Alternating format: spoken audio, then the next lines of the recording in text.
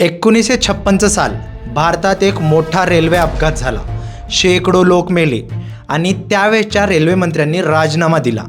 थांबा, त्यांची चूक होती का? नाही. अपघात त्यांनी घडवला होता का? नाही. तरी त्यांनी सांगितलं, माझ्या मिनिस्ट्रीत हे घडलंय, माझी नैतिक जबाबदारी आहे, मी राजीनामा देतो. ते मंत्री होते लाल बहादूर शास्त्री. आता 2026 बघूयात. नीटचा पेपर फुटला, 22 लाख विद्यार्थ्यांचं नुकसान झालं, वर्षभराची मेहनत वाया गेली, एका रात्रीत सगळं राख झालं. CUETचा गोंधळ झाला, परीक्षा रद्द झाली, आंदोलन झालं. आणि शिक्षण मंत्री धर्मेंद्र प्रधान अजून पण खुर्चीवर आहेत.